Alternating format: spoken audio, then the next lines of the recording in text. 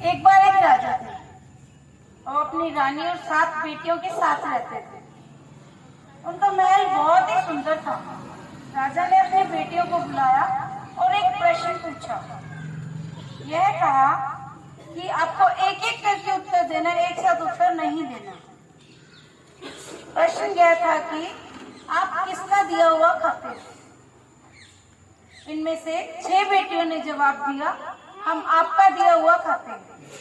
परंतु एक बेटी का जवाब अलग था। उसने उत्तर दिया, मैं अपने भाग्य का दिया हुआ खाती हूँ। ये जवाब सुनकर राजा को बहुत गुस्सा आया।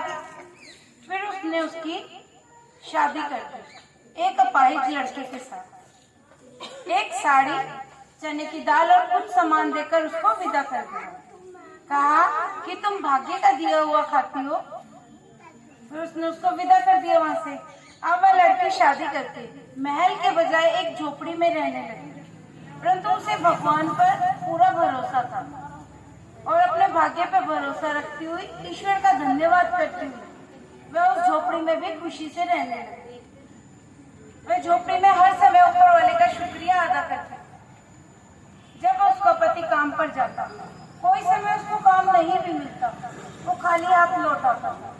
फिर उसने उसको बोला कि आप जिस समय घर आते हैं खाली हाथ मत आइए, चाहे आप कुछ भी लेकर आओ, एक दिन का लकड़ी का बंडल कुछ भी ला सकते हो, पर आप खाली हाथ मत आना। एक दिन शाम के समय उसको कुछ नहीं मिला। उसको ध्यान आया कि उसकी पत्नी ने बोला था मुझे खाली हाथ घर नहीं जाना। वहां रास्ते में उसे एक मरा हुआ सांप दिखाई दिया, तो वो सांप को लेकर आ गया।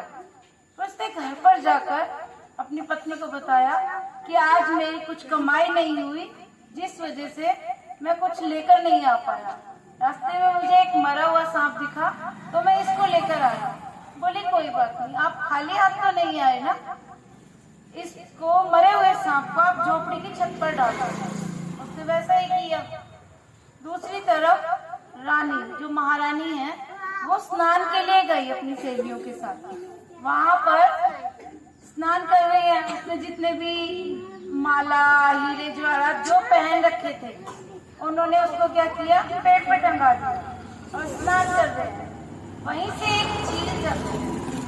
चील ने उस मोतियों के हार, जो नौलखा हार बोलते हैं, उसको अपनी चोंच में लिया और मुड़ गई।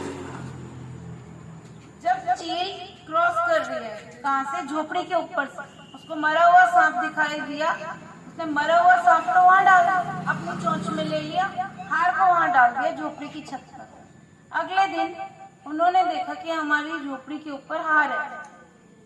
राजा ने मनादी फिरवाई। मनादी का मतलब होता है घोषणा करवाना। घोषणा करवाई, जिसको 9 लाख हार मिला है वो व्यक्ति आकर हार दे जाए और मुंह मांगा इनाम ले जाए। उन सबने भी इस घोषणा को सुना। तब वह दोनों पति पत्नी महल में गए और उन्होंने अपना राजा के पास जाकर 9 लाख हार दे दिया। राजा ने कहा अब आप बताओ आपको क्या इनाम दिया जाए। फिर उसने कहा, जो राजा की बेटी थी दूसरे वाले की, उसने बोला कि मुझे कुछ इनाम नहीं चाहिए, इतना चाहिए दीपावली की रात को कोई भी व्यक्ति अपने घर में दिया नहीं जलाएगा, ना ही कोई मोमबत्ती और रोशनी आदि करेगा। फिर राजा ने घोषणा करा दी पूरे राज्य में कि दीपावली की रात को कोई भी रोशनी, दिया वगैरह नहीं जलाएगा। दिवाली का दिन आया, पूरे राज्य में अंधेरा अंधेरा था।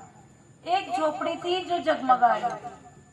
रात के समय लक्ष्मी माता भ्रमण के लिए आई। उन्होंने देखा सब जगह अंधकार है, दीपावली का दिन है और कोई दिया बत्ती कहीं पे भी कुछ नहीं है। एक झोपड़ी है जिसमें रोशनी है, दिए जल रहे हैं। फिर लक्ष्मी माता ने दरवाजा खटकाया। उसने पूछा कौन? ने कहा लक्ष्मी। बोले नहीं, मैं नहीं खोलूंगी दरवाजा। वो बोलने लगी कि आप कहीं और जाइए। लक्ष्मी माता ने बोला कि मैं पूरे राज्य में भ्रमण करके आ चुकी हूँ, तो मुझे आपके घर निवास करना है। बोले नहीं माता, आप बहुत चंचल हैं, आप मुझे छोड़कर चले जाएंगे तो मुझे आपको नहीं बुलाना अपने घर। फिर उन्होंने बोला, लक्ष्मी माता ने क्या जवाब दिया वो सुनेंगे। लक्ष्मी माता ने कहा, मैं भगवान के शयन के समय आई हूँ, दरवाजा खोलो, मैं यहाँ पर स्थिर रहूंगी। उसने दरवाजा खोल के माता का स्वागत किया।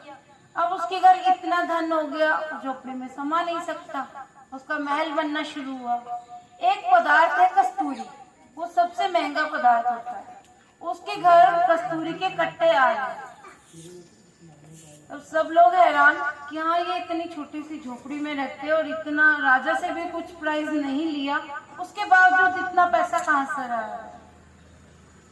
फिर पता चला कि लक्ष्मी माता का आशीर्वाद है, जिसकी वजह से ये सब उसके ऊपर सुख समृद्धि आई। जब पूरा महल बनकर तैयार हो गया, उसके बाद उसने पूरे राज्य को भोजन के लिए आमंत्रित किया। जब भोजन के लिए सब लोग आए, वहां पर सबको बहुत स्वादिष्ट व्यंजन मिले और वे सब आते गए उसके पास और सबने धन्यवाद किया कि आपने बहुत अच्छा भोज रखा है। बाद में जहाँ भोजन चल रहा था, उसके माता पिता भी आए और उसको पहचान नहीं पाए, क्योंकि उन्होंने तो उसको बहुत गरीबी की हालत में भेजा था। अब उसके पास धन समृद्धि सब कुछ था। फिर वापस जिस साड़ी में और चने की दाल के साथ उसको विदा किया था ना, वो वही ड्रेसेस पहनकर आई उनके सामने। तब उसके माता पिता ने उससे क्षमा मांगी और बोला कि हाँ, सचमुच आप अपने भाग्य का दिया हुआ खाते हैं, कि ये मेरी गलतफहमी थी।